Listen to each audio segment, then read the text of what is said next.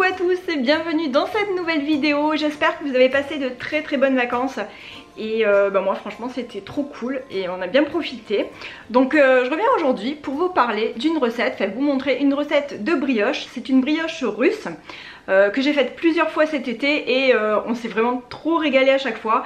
Ce que j'adore vraiment dans cette recette, donc déjà c'est que quand vous la voyez, elle a l'air assez complexe alors que franchement elle est très facile à faire. C'est une brioche qui est légèrement caramélisée à l'intérieur, enfin vous allez voir c'est vraiment trop bon. Voilà donc c'est très facile à faire. Là j'ai ma petite recette ici, j'ai mon petit carnet de recettes.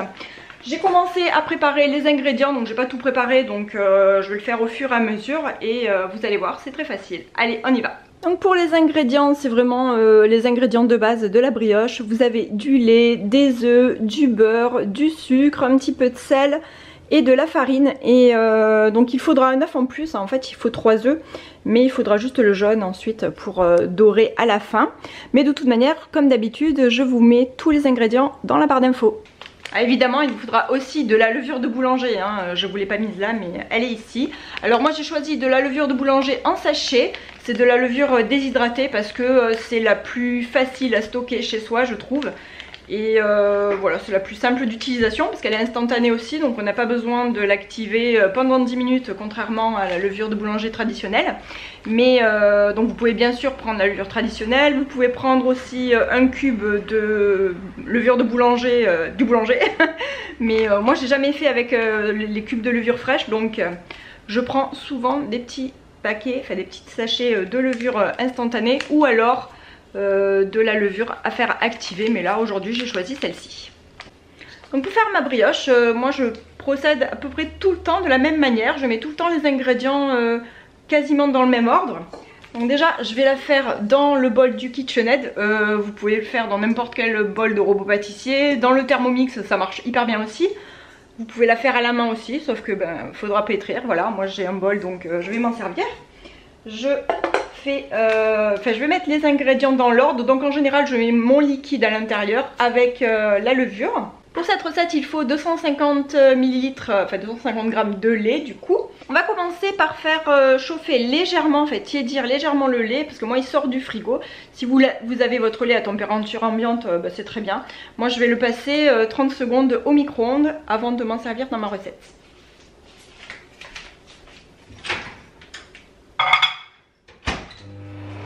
Une fois que le lait est prêt, je le mets à l'intérieur de ma cuve. Et ensuite, je vais mettre directement ma levure de boulanger.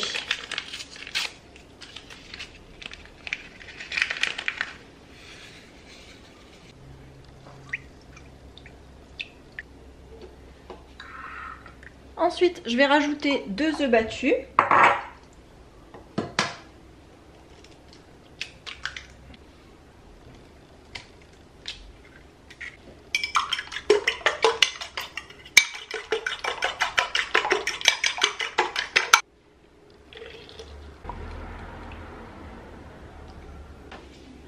Je vais rajouter maintenant 80 g de sucre en poudre,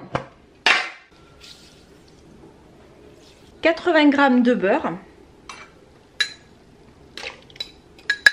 Alors moi c'est du beurre que j'ai sorti du frigo, donc il n'est pas tout à fait froid, hein, il est un petit peu moellé quoi on va dire. Et ensuite on va mettre de la farine. Donc la farine c'est 600 g et ensuite on va terminer par le sel.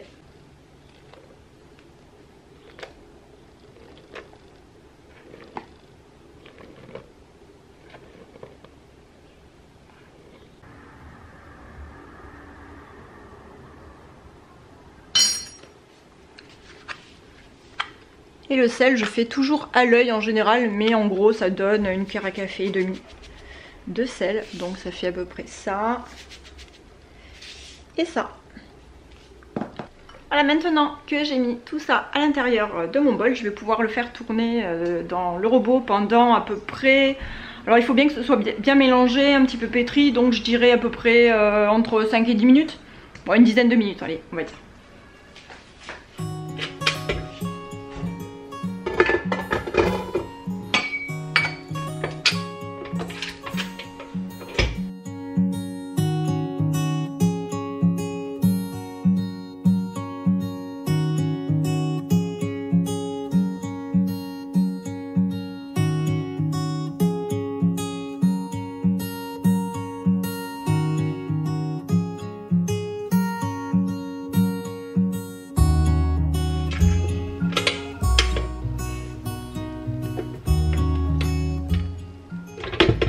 Voilà, là ça fait 10 minutes que j'ai commencé à pétrir.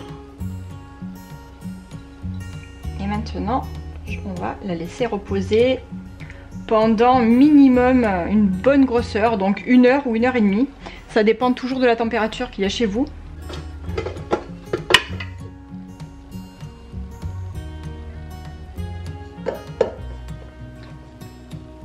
Alors, on peut prendre une corde, moi j'aime bien le faire avec les doigts. Hein.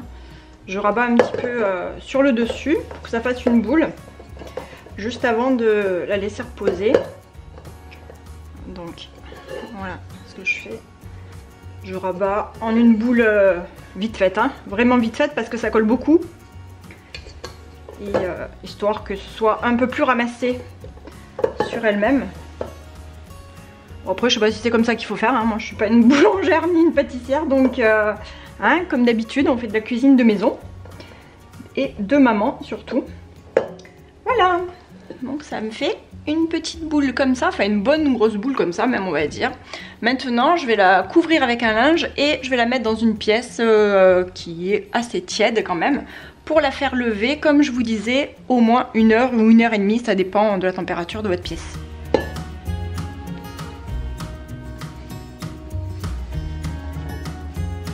« 1h30 s'est écoulée et juste avant d'aller chercher ma pâte à brioche, je vais passer 40 g de sucre et 40 g de beurre au micro-ondes pour les faire fondre et ensuite je vais bien les mélanger.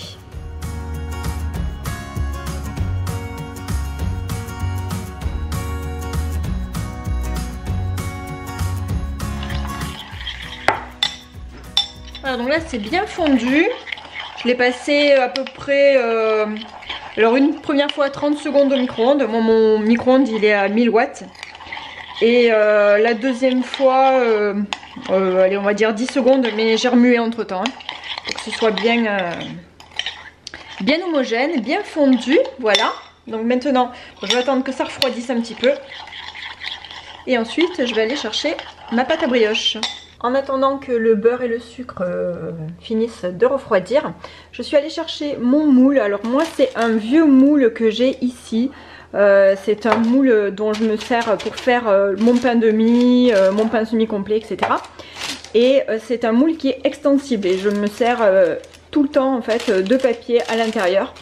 Parce que c'est un moule qui ne se lave pas, enfin qui se lave mais en fait il faut pas trop le laver parce que sinon ça pourrait rouiller. Donc voilà, il ne faut pas mettre directement au contact. J'ai préparé donc le moule ici, je l'ai mis à la plus petite dimension. Je vous dirai exactement ce que ça donne, je vous marquerai ça dans ma vidéo. Et puis ben voilà, maintenant je vais aller chercher ma brioche. Ça fait à peu près 1h25, 1h30. Et vous voyez, regardez comme elle a bien gonflé, elle est magnifique vraiment là maintenant, elle est vraiment bien gonflée. Et je vais l'étaler sur mon plan de travail en un rectangle à peu près d'une 50aine de centimètres. Donc vous allez voir, il faut vraiment l'étaler beaucoup et à peu près ça d'épaisseur.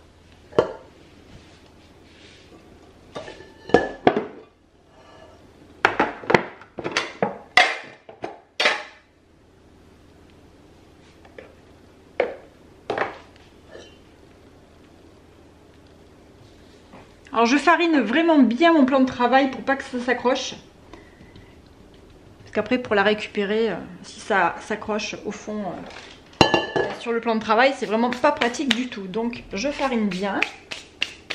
Je prends ma corne à pâtisserie et là je l'ai trempée un petit peu dans ma farine directement avant de récupérer la brioche.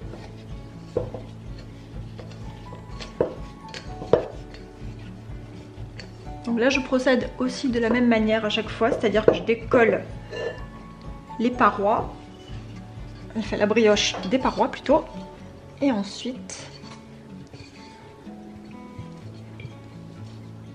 on la fait glisser.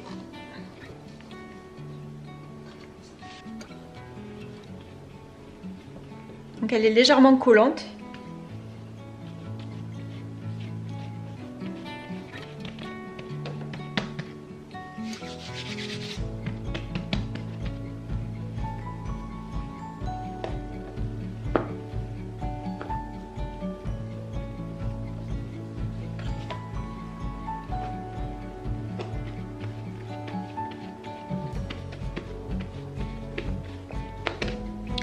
sorti mon rouleau, mais vous voyez qu'on peut le faire aussi directement avec les doigts.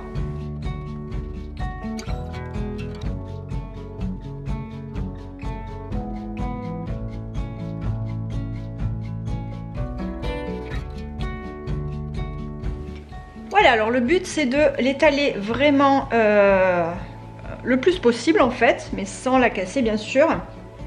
Donc en un grand rectangle. Et vous allez voir ensuite, donc c'est pas très compliqué. Ensuite, on va prendre notre petit mélange ici de beurre et de sucre. Donc qui a refroidi, hein, c'est pas froid mais c'est tiède. C'est entre tiède et... Enfin, même un petit peu moins que tiède en fait.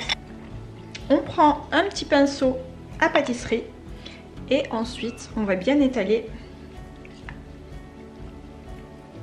le mélange beurre et sucre dessus.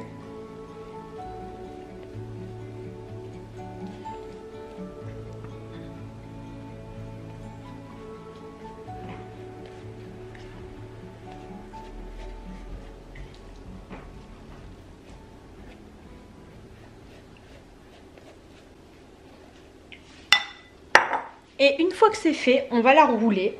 Alors là, on la roule très facilement, voilà, sur elle-même comme ça.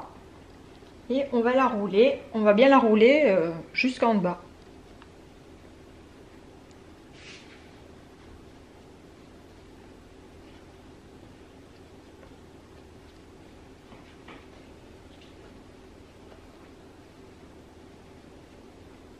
C'est là que c'était important de mettre quand même de la farine ici, parce que ça colle quand même un petit peu. Même moi, là, ça colle alors que j'en avais déjà mis.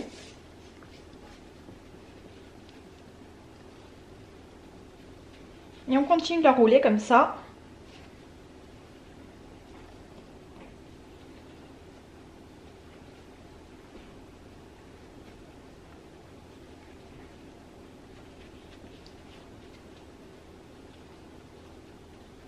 Sur elle-même avec la garniture, comme ça, jusqu'en bas.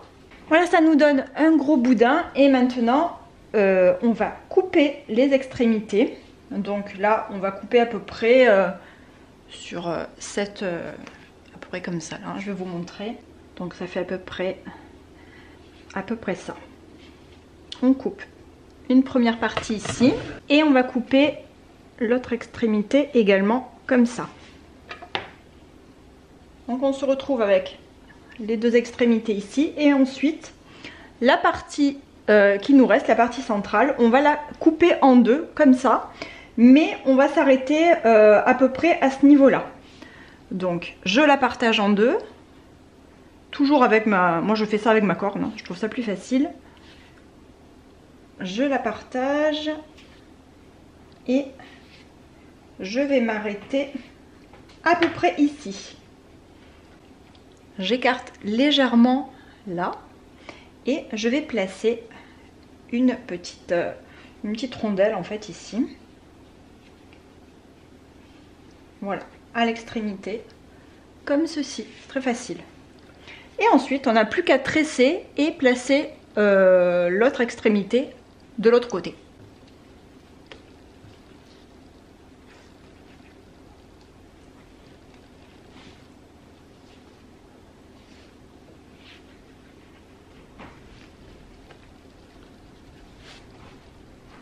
Alors pour les besoins du film, je me suis mise vraiment de ce côté. C'est vrai que c'est pas très pratique, mais bon, je vais essayer de faire comme ça. Je pense que ça va aller quand même. Allez, on va la torsader.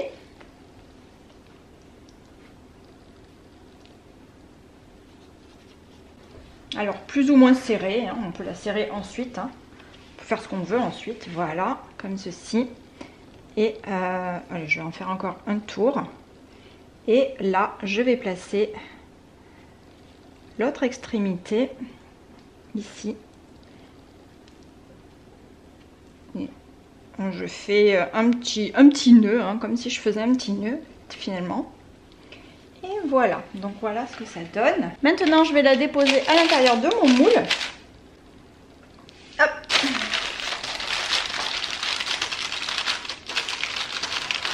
C'est la partie où il faut aller vite en fait.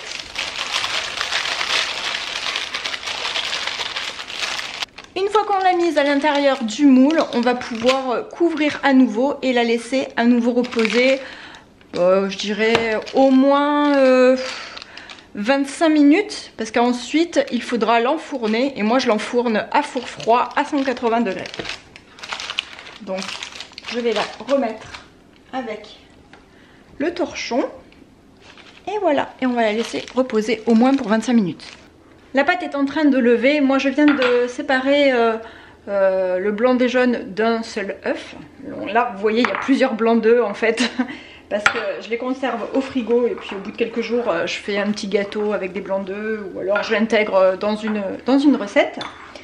Donc ça je le remets au frigo. Dans ce petit bol j'ai mis donc le jaune d'œuf et ensuite quand la brioche sera prête, je mettrai un tout petit peu d'eau à l'intérieur et ensuite on va remuer et on va couvrir la brioche avec le jaune d'œuf et ça va lui permettre d'être bien moelleuse à la sortie du four. Et alors je sais qu'on peut le dorer juste avec du lait, mais franchement ça n'a rien à voir, je trouve, avec du jaune d'œuf. Avec le jaune d'œuf ça fait vraiment très très moelleux, alors que si on badigeonne avec du lait ça donne pas le même rendu, je trouve. J'ai testé les deux. Et donc voilà, maintenant j'attends que la brioche soit prête avant de faire ça. Ça fait 25 minutes que ma pâte était en train de reposer. Regardez comme elle est jolie, elle a bien gonflé, elle est très très belle. Maintenant donc je vais mettre un petit peu d'eau dans mon jaune d'œuf là et je vais badigeonner la brioche avec ce mélange.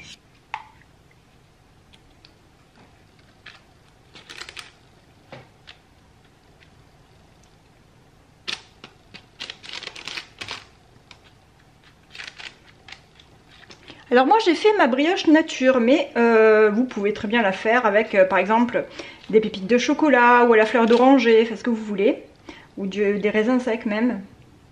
Moi je l'ai faite nature. Si jamais vous mettez des raisins secs ou des pépites de chocolat, vous pouvez les mettre directement dans l'étape où on place le petit insert de beurre et de sucre. Voilà, bon là il m'en reste pas mal, ça je vais le garder et je vais le mettre au frigo pour une recette que je ferai cet après-midi je pense. À ce niveau là également vous pouvez mettre, si vous le souhaitez, du sucre perlé dessus.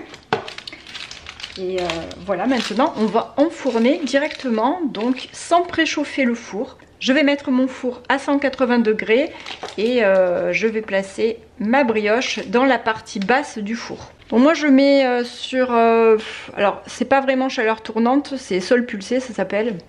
C'est-à-dire ça fait chaleur tournante et puis ça fait le grill en haut et le grill en bas. Mais bon, je pense à la chaleur tournante c'est très bien, ou même directement en traditionnel dans votre four, ça ira aussi.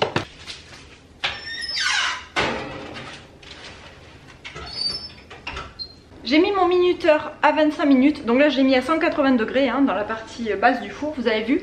Et donc j'ai mis mon minuteur à 25 minutes, comme ça au bout de 25 minutes je vais couvrir avec, je pense avec soit un papier sulfurisé ou soit de l'aluminium, hein, ce que vous avez. Et voilà, parce que j'ai peur que ça grille trop sinon, parce que je pense que je vais laisser dans le four au moins 40 minutes, 40 à 45 minutes, parce qu'il faut que ce soit bien cuit. Comme la brioche elle est quand même assez compactée à l'intérieur du moule, il faut vraiment que ça cuise bien. Donc voilà, je vais faire ça. Et là j'ai mis donc une première fois 25 minutes.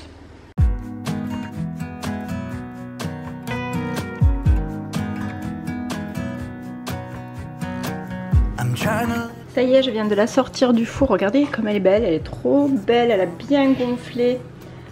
Elle est vraiment magnifique. Maintenant, je vais la faire reposer sur une grille. Donc je vais l'enlever du moule pour qu'elle puisse refroidir. Et là, il faudra la couper uniquement quand elle sera froide. Parce que si vous la coupez quand elle est chaude, ça va faire une espèce d'amas pâteux, pas terrible. Donc il faut bien attendre qu'elle refroidisse. Mais ça sent tellement bon, je vous jure. Ça sent trop bon.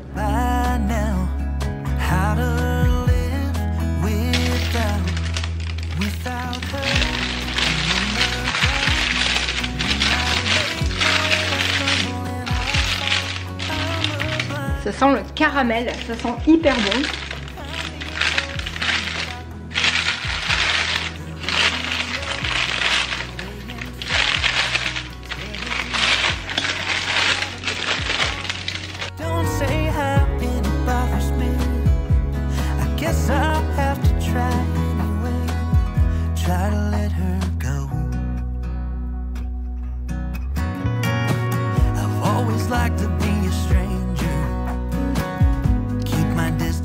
Cette brioche fourrée de sucre et de beurre fondu est légèrement caramélisée, c'est délicieux, même nature. Et je vous assure, elle part vraiment très vite. D'ailleurs, mes enfants, ils en ont pris plusieurs tranches pour le goûter. Et il m'en restait juste la moitié le lendemain pour nos petits-déj. Et vraiment, franchement, on s'est vraiment régalé. Dites-moi en commentaire si vous allez la tester. Moi, je pense que je vais en refaire une assez rapidement. Et sinon, j'espère que ça vous a plu. Merci d'avoir regardé cette vidéo. Je vous fais des bisous et je vous dis à bientôt pour la prochaine. Bye! Without her, I'm in the dark when I make